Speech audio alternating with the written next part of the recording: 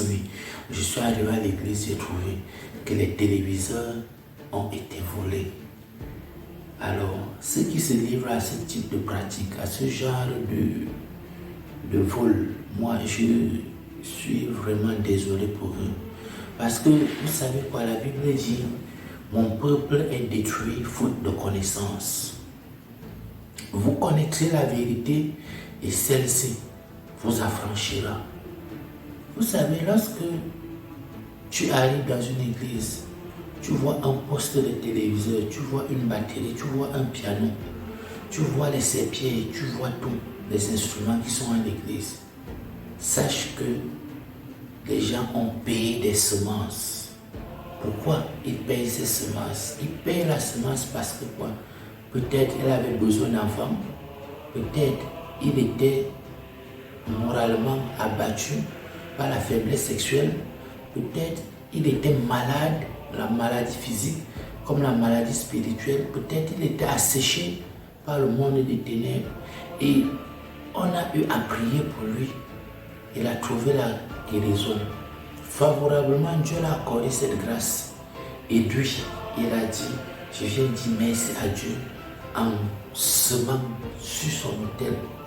L'homme de Dieu prend cet argent, il l'utilise, il achète des instruments pour l'œuvre de Dieu. Toi, tu viens, tu voles. Souviens-toi d'Élisée, autant pour moi, avec le général Neymar. Le général était atteint d'une lèpre chronique. Malgré son autorité, son argent, il avait la lèpre. Lorsqu'il a été guéri, il a voulu payer. Selon lui, il a voulu semer. Mais l'homme de Dieu a refusé sa semence. Par derrière son serviteur, Gérazi est parti, il a pris la semence entre les mains du général. Qu'est-ce qui s'est passé?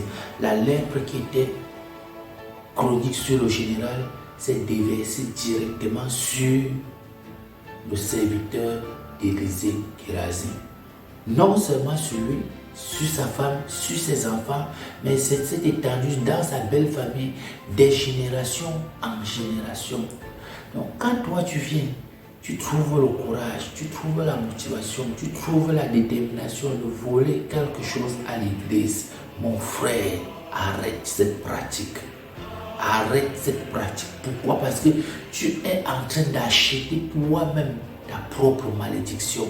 Tu es en train d'acheter la stérilité gratuitement. Tu es en train d'acheter un fardeau que tu n'es pas sûr de supporter. Et je sais, je suis persuadé, tu ne peux même pas supporter. Tu es sûr de pouvoir revenir en public, te confesser que cette télé, c'est toi qui l'avais volée. Tu es sûr de venir dire que ce piano, c'est toi qui l'as dérobé. Tu es sûr de venir, tu es sûr. Et lui, ses enfants étaient détruits, tués par le Dieu vivant à cause de quoi?